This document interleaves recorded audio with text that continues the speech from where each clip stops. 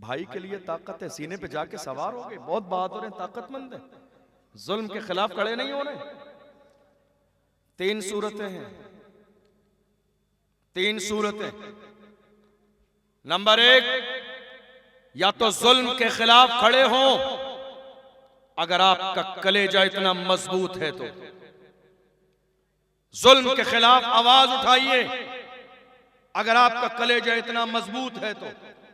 और अगर इतना कलेजा मजबूत नहीं है, इतने मजबूत नहीं है, हिम्मत नहीं इतनी, तो दूसरी आपकी जिम्मेदारी यह है कि जो लोग आवाज उठा रहे हैं उनके कांधे से कांधा मिला के खड़े हो जाइए। जो लोग जुल्म के खिलाफ आवाज उठा रहे हैं, ताकत दीजिए, सपोर्ट कीजिए, उनके कांधे से कांधा मिलाकर खड़े हो जाइए। और अगर ये भी नहीं कर सकते तो कम से कम तीसरा काम, पीठ के पीछे खड़े होकर भीड़ बढ़ाने का काम कीजिए, हिम्मत बढ़ाने का काम कीजिए। और अगर ये काम भी नहीं कर सकते तो याद रखिए वो दिन दूर नहीं कि अचानक किसी भी दिन आपके दरवाजे पर कयामत आ जाएगी। मुझे बार बार वो शेर बार बार याद आता है डॉक्टर राहत इंदौरी का।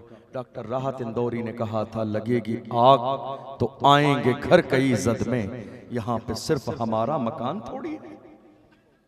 आज किसी और पर जुल्म हो रहा है, आज कोई और मजलूम है, तो हम बिस्तर पर चैन की नींद सो रहे हैं कि हमारा मसला नहीं है।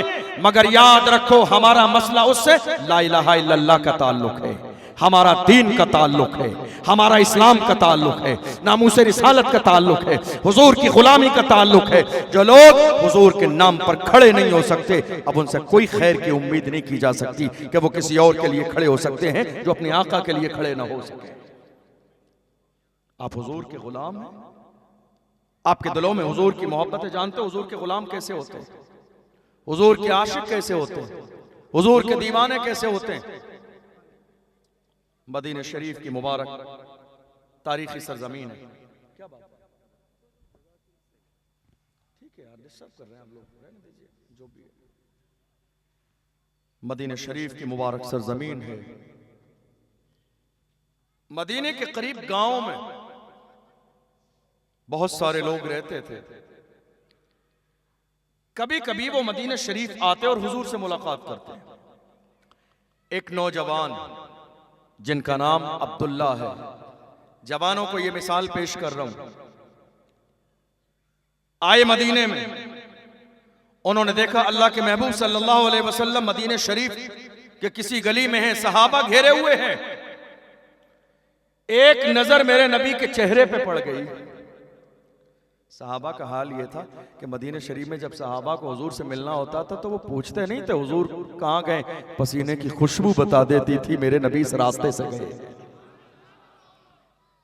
देख लिया, चेहरे पे नजर पड़ गई। चेहरे पे नजर क्या पड़ी थी, मोहब्बत का तीर सीधे जाके दिल में लग गया, दिल में मोहब्बत हो गई और वहीं सब कुछ छोड़कर रसूलुल्लाह के दामन से वाबस्ता हो गए। आए वापस अपने घर पर, मां भी हैं खुद भी हैं। वालिद का इंतकाल हो गया बचपन के जमाने में, चचा की जिम्मेदारी पे रहते हैं। चचा से आके कहा, मेरे चचा अब तुम मुझसे वो उम्मीद न रखना जो तुम पहले रखते थे। क्या हुआ है? कहा, अब मैं रसूलुल्लाह का गुलाम बन गया हूं, अब मैंने कलमा पढ़ लिया है, अब मैं दुनिया की सारी चीजों को छोड़ दिया है। बस इतना सुनना था कि चचा ने अब्दुल्ला को कोड़ों से मारना शुरू किया है। इतना आसान है दीन पर चलना, इतना आसान है आशिक बनना। नारे लगाने से कोई कौम आशिक नहीं बनती। निकाल दें अपने जहन से ये बात।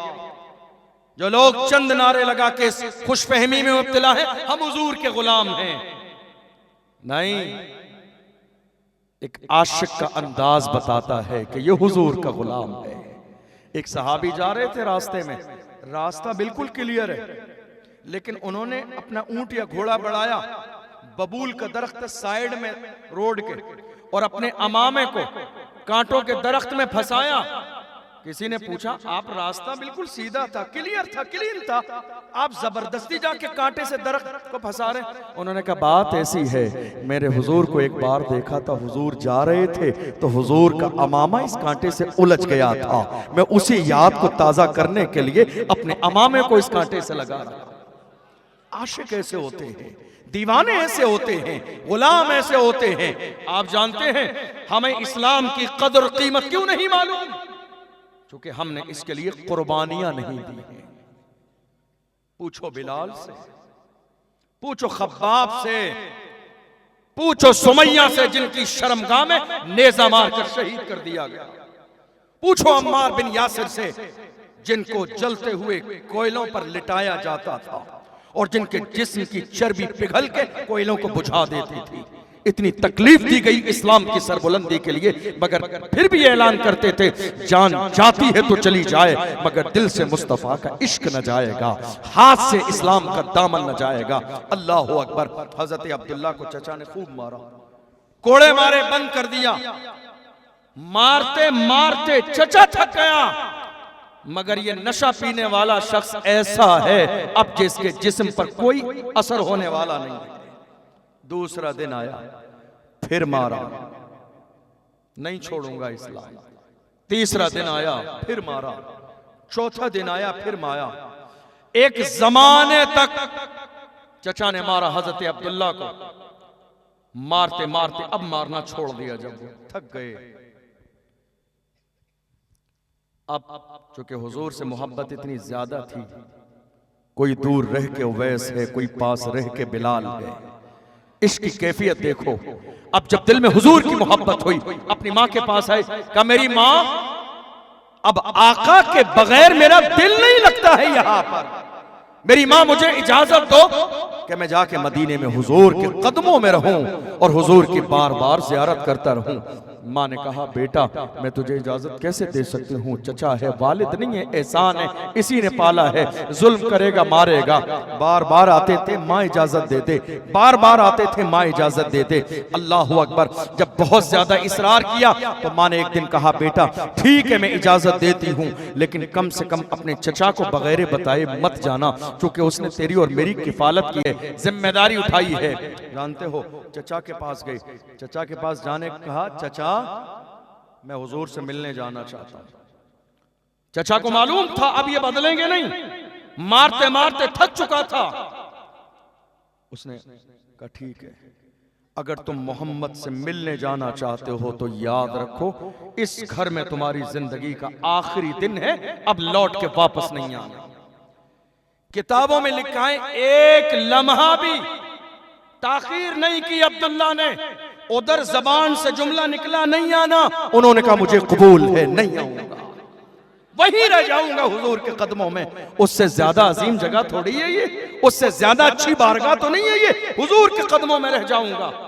चचा ने देख लिया कि मेरी जो मिशन था वो फेल हो गया। कहा जितना माल आज तक मैंने तुझे दिया है खर्चे के लिए वो सारा यही निकाल के रख दिया, सब निकाल के रख दिया। जाने लगे जाऊं। देखो इस्लाम कितना अजीम है और कितनी कुर्बानियों से हम तक आया है।